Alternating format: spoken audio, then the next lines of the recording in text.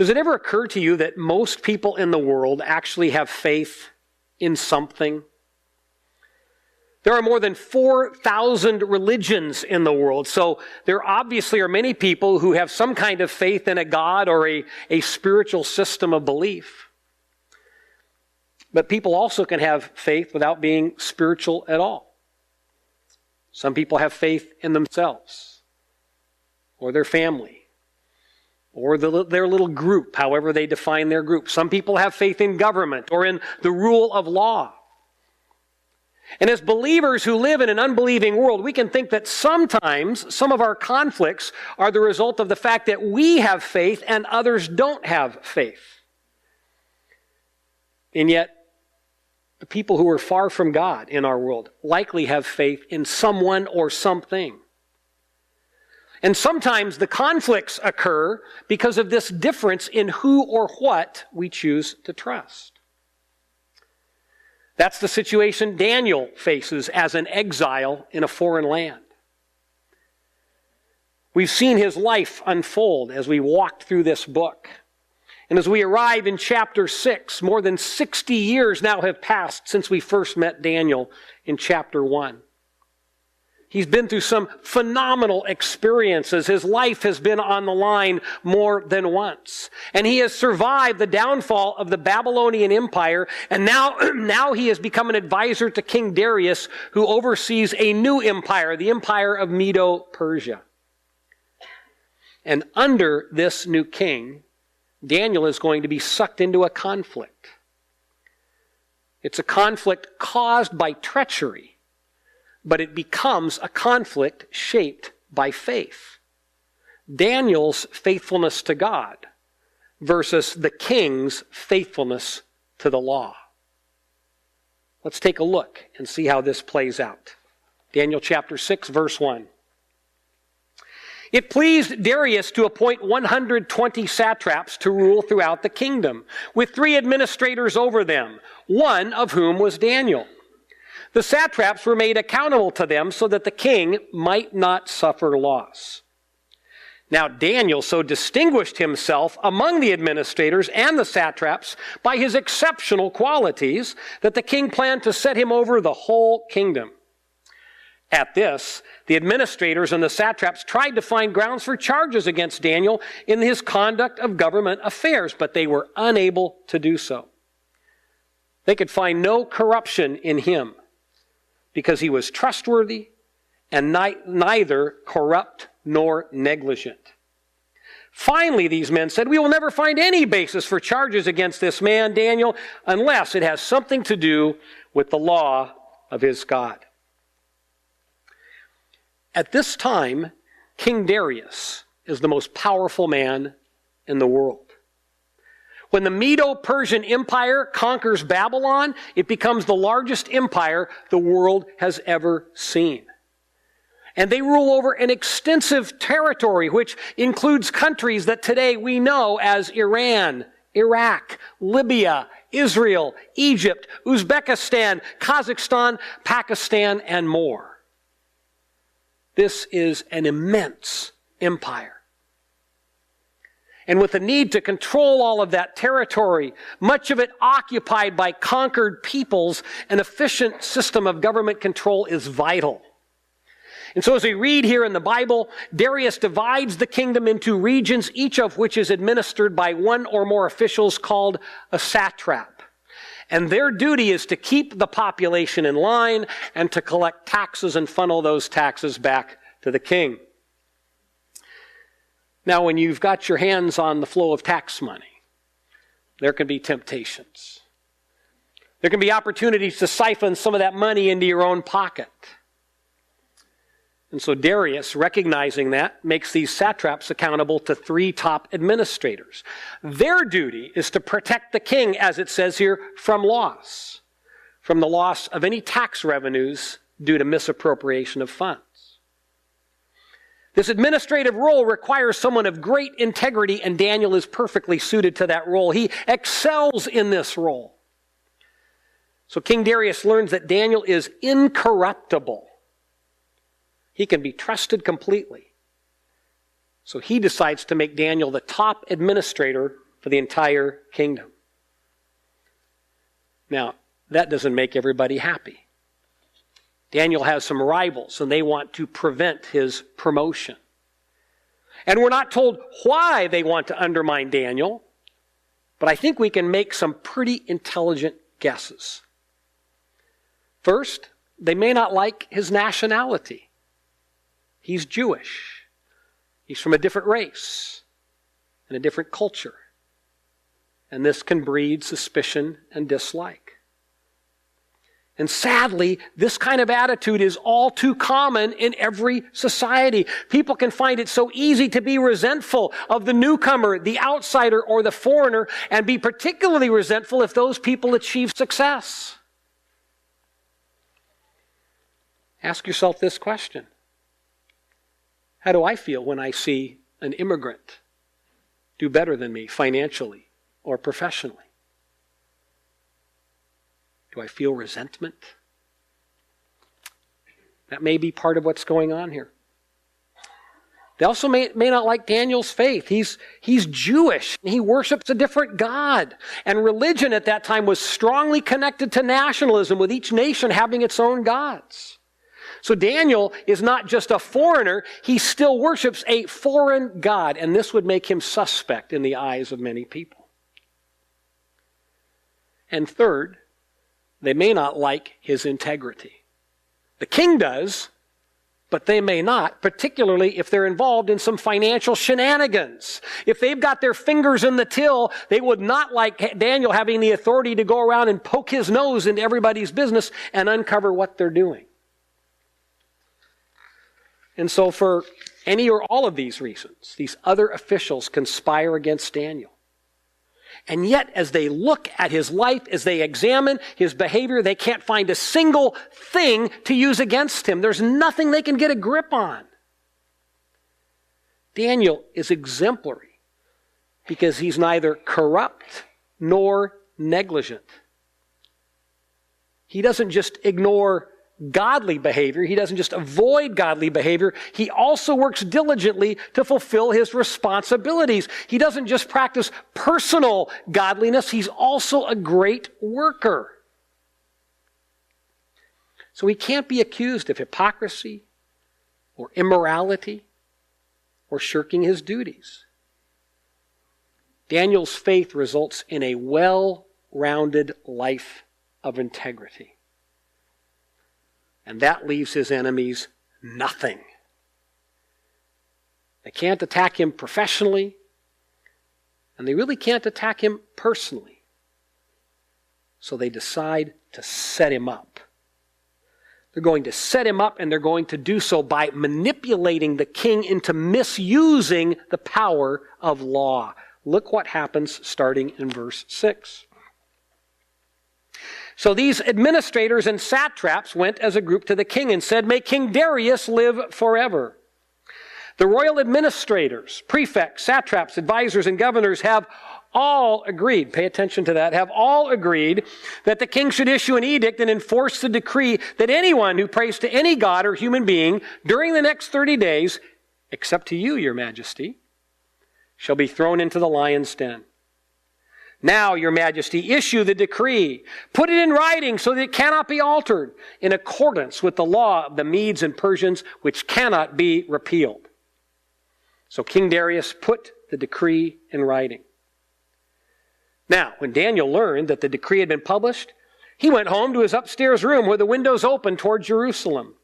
3 times a day he got down on his knees and prayed, giving thanks to God, just as he had done before. Then these men went as a group and found Daniel praying and asking God for help. So they went to the king and spoke to him about his royal decree. "Did you not publish a decree that during the next 30 days, anyone who prays to any god or human being except to you, your majesty, would be thrown into the lion's den?" The king answered, "The decree stands in accordance with the law of the Medes and Persians, which cannot be repealed." And then they said to the king, "Daniel, who is one of the exiles from Judah, pays no attention to you, your majesty, or to the decree you put in writing. He still prays 3 times a day." What these men are doing is an act of insubordination within the organization, because the fact is Daniel outranks most of them. It's also an act of treachery against their own empire, because they are misusing their power and manipulating their king. And unfortunately, there always will be people of ill intent with selfish motives who are willing to manipulate other people to accomplish their selfish purposes. And if those people are close to the levers of power, they will manipulate the creation of laws and statutes and regulations to further their own ends. And when that happens, the law begins to lose its moral force because it's no longer objective. At that point, the law simply becomes a tool for the powerful to use against the powerless. These men care nothing for the law. They care only about themselves. And they are unscrupulous, but oh, are they crafty. And so they present this idea to the king, and it all seems so benign. They present it as a unified request from all his government officials. Now that's a blatant lie. Daniel's not in the loop. He's not been consulted. But they want to make Darius believe that there's no ulterior motive to this proposal. Furthermore, it was quite common in that day for kings and emperors to be worshipped as gods. And so this law appeals to Darius's vanity. People will worship him. That's pretty cool. And most importantly, it's a great time for this king to issue this kind of law. It's early in his reign, and he needs to bring unity to this huge and disparate empire that he oversees. And if everyone worships him for 30 days, it will create a moment of national unity. The people will engage in an action that highlights the power of this king and his empire. It's a brilliant tactic, and it works. Daniel's enemies manipulate the king into passing this law, which they are confident that Daniel will violate. You see, they do view Daniel as a man of integrity. They believe that he'll act according to his conscience. And then when he breaks the law, he won't have a way out, because in this nation, laws are sacred. Once passed, they are irrevocable. These men have put together a well-executed plan of treachery. And yet, it would be so easy for Daniel not to violate this new law. After all, it only lasts for 30 days. And the decree does not actually force him to pray to the king. He just can't pray to his God. Daniel easily could say, I'll just take a 30-day break from prayer. And yet prayer is his lifeline to God. Prayer is what sustains him as an exile living in a world of unbelief. Prayer demonstrates his devotion to the God who has strengthened him and sustained him in this alien world throughout his adult life. How could Daniel, merely to save his own skin, stop praying? How could he do that after all God's done for him? And so Daniel prays. He violates a man-made law because he serves a higher law. He continues to do what he's always done. He prays 3 times a day in his house with the window opened toward Jerusalem. Jerusalem, where the Jewish people believed that God made his earthly home. And by physically orienting himself toward Jerusalem, and then by kneeling down as he prays, Daniel involves his body as well as his mind with the act of prayer. He's involving him whole self in this time of prayer. And he prays before an open window. Now, it's important to note that most windows in that day were set high in the wall.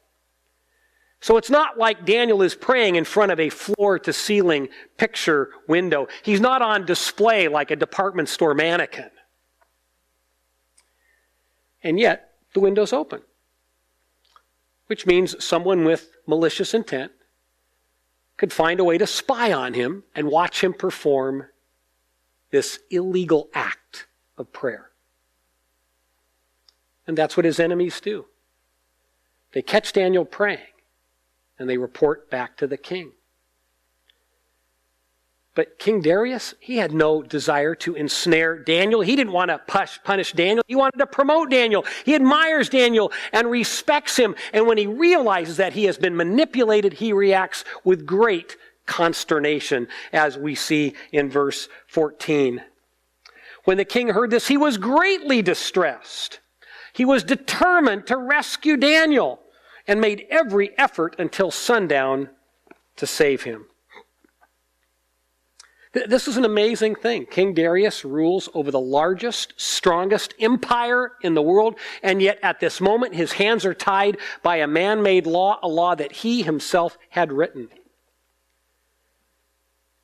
So a powerful ruler finds himself up against the limits of his power. Now, because the king admires Daniel, he makes every effort to save him. Perhaps he engages in some research to see if there is some kind of legal precedent for overturning his law. Maybe he consults with some other advisors to say, what would happen if I did repeal this decree? We don't know exactly what the king did, but he obviously pursues every option that comes to mind, and he's racing the clock. It's an issue that has to be decided that day, and unfortunately he's trapped. He's trapped by the law. And because the law gives shape to his own ability to rule, he cannot abandon it. And so here we see the outlines and shape of this conflict. Darius must remain faithful to the law.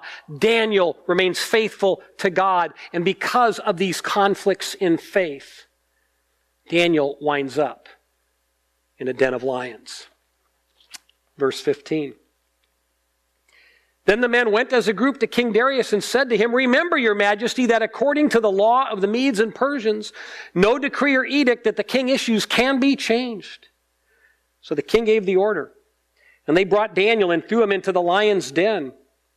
The king said to Daniel, "May your God, whom you serve continually, rescue you." A stone was brought and placed over the mouth of the den, and the king sealed it with his own signet ring and with the rings of his nobles, so that Daniel's situation might not be changed. Then the king returned to his palace and spent the night without eating and without any entertainment being brought to him, and he could not sleep. Daniel and the king are in this situation because each in their own way has faith and integrity. Daniel has faith in God, and he demonstrates his integrity by actions that are consistent with his faith. And the king has faith in the law, and he demonstrates some integrity by actions that are consistent with that faith. And in this moment, he hates what is happening. He knows it will be an unjust outcome, but he believes he has no other choice. He's bound by the law, a law that in this case will lead to an unjust outcome. And before we judge Darius too harshly, we need to note that an incredibly important shift has taken place in the way that power is exercised. In Babylon, the law was subject to the king. We saw that with King Nebuchadnezzar. In Medo-Persia, the king is subject to the law. That's what's happening here. That's a huge difference, and for the most part, it's a very good thing.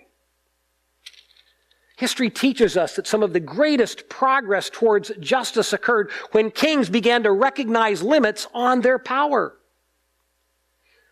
A ruler who believes he can do what he wants, when he wants, how he wants, with who he wants, is not likely to be a just, fair ruler. He's likely to treat men and women cavalierly for his own ends. And when kings understand that they must follow the law just like other people, society generally improves.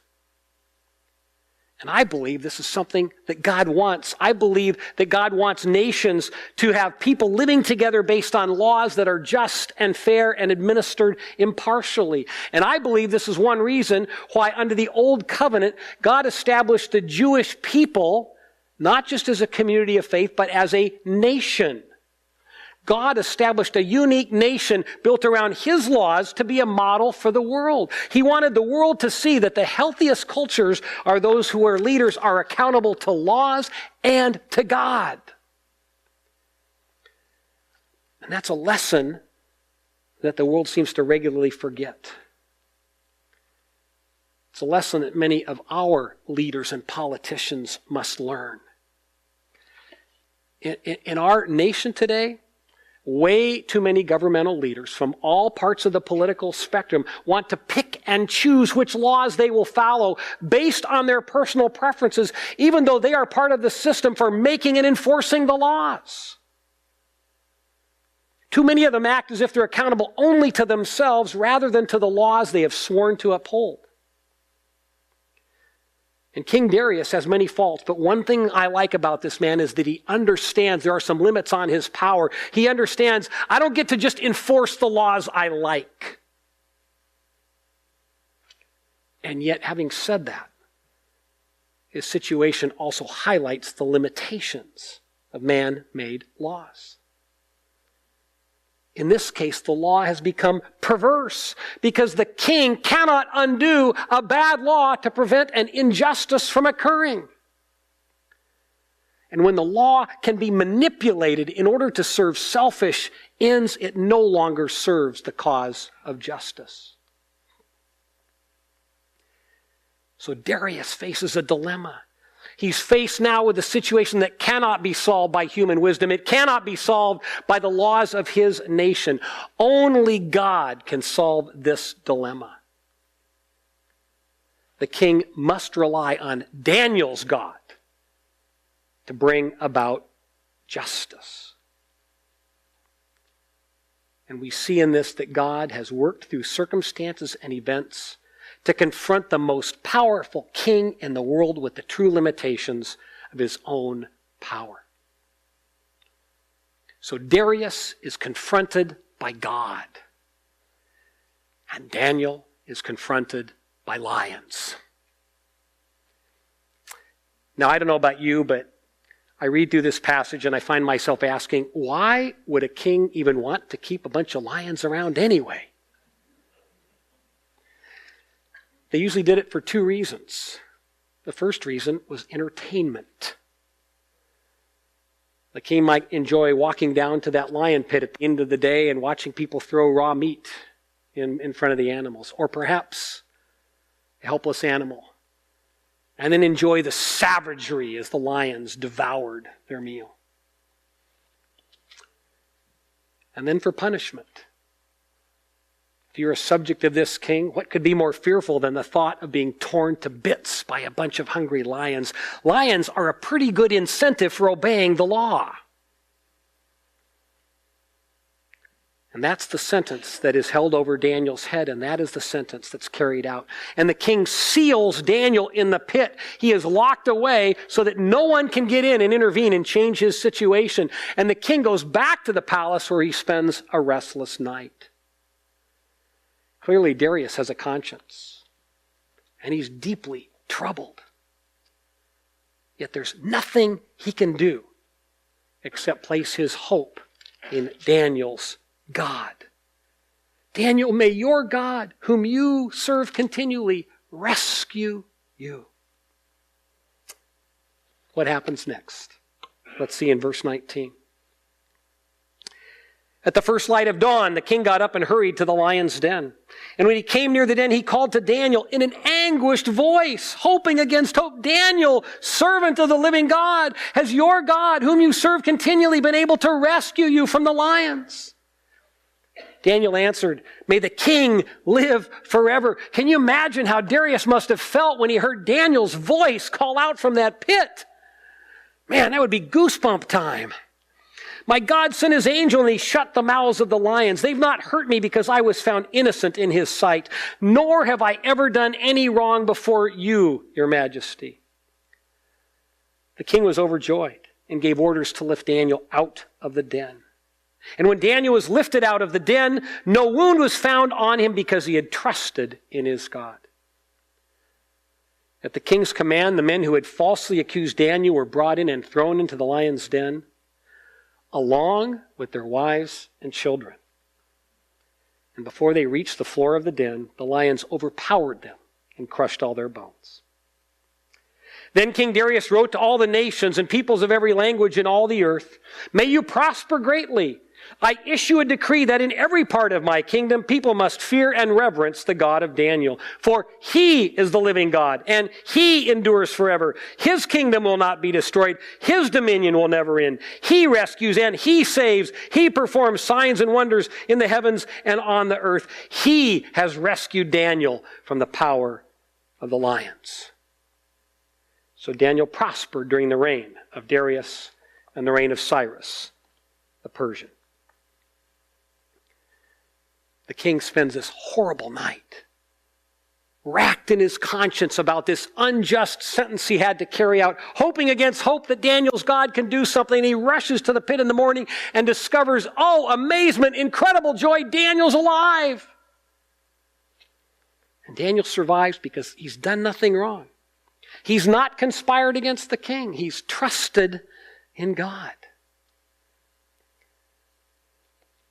It's a marvelous thing. It's an incredible rescue. And yet we need to understand that this isn't the formula for being rescued. Because sometimes, in some situations, God lets believers die. He doesn't rescue everyone. And why is that? The answer is, we don't know. And we can't pretend that we do know.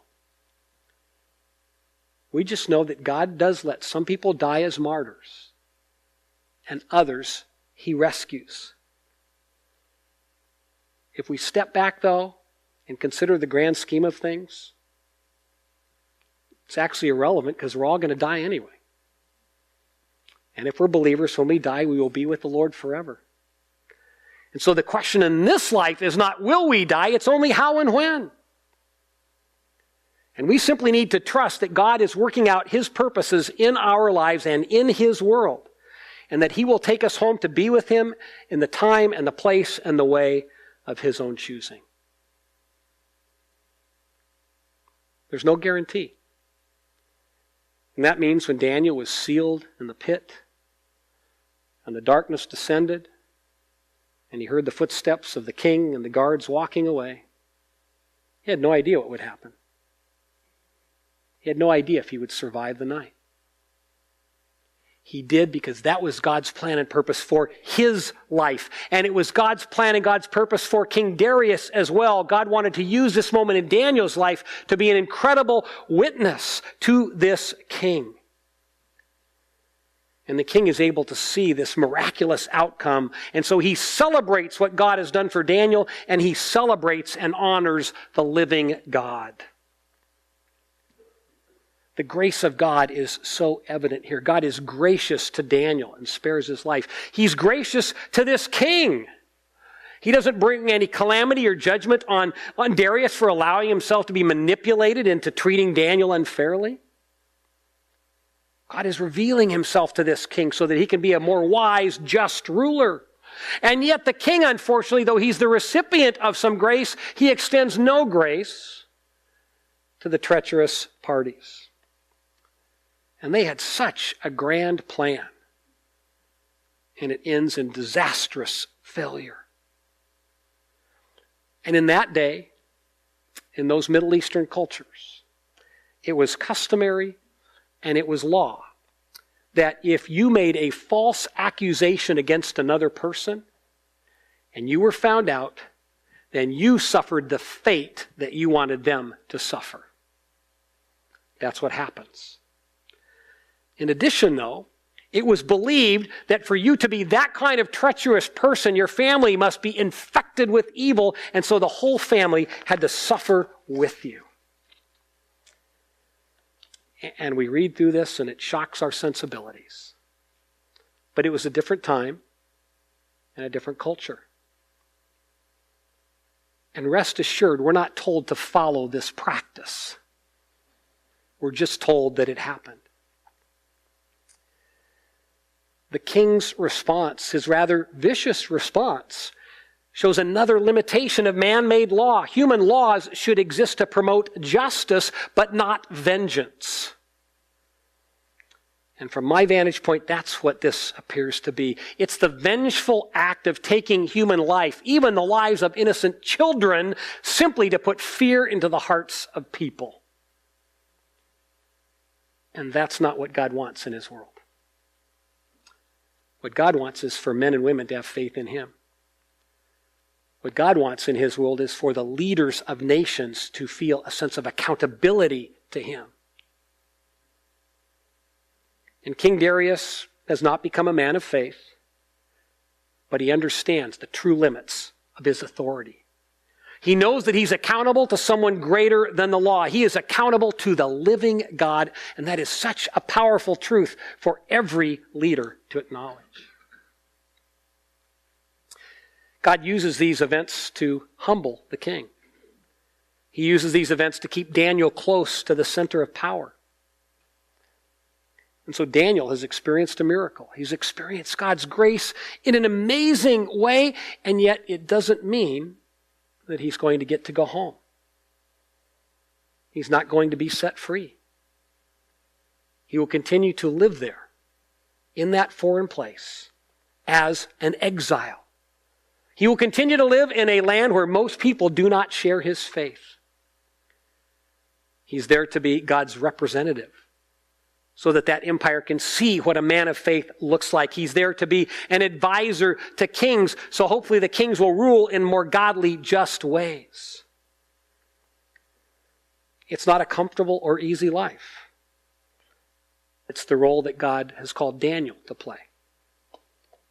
And Daniel is able to find contentment in fulfilling God's purposes. I love this story. Like most biblical stories, it has multiple layers. But it begins with some treacherous men who have faith only in themselves, and they fail. We see a king who places his faith in the law, and the law fails. Daniel places his faith in God, who never fails. And Daniel's example is so instructive for us because, like him, we live as exiles in this world. We are surrounded by a culture that largely does not share our faith, and Daniel shows us how to live in such a world. We don't place our faith in ourselves. We don't manipulate the law. We don't cavalierly break the law, but neither do we place our trust in the law. And most importantly, we do not let the law tell us how to worship our God or practice our faith. And like Daniel, in a place of exile, we choose to live by faith in the living God. We do what is right, and we leave our lives in the hands of God.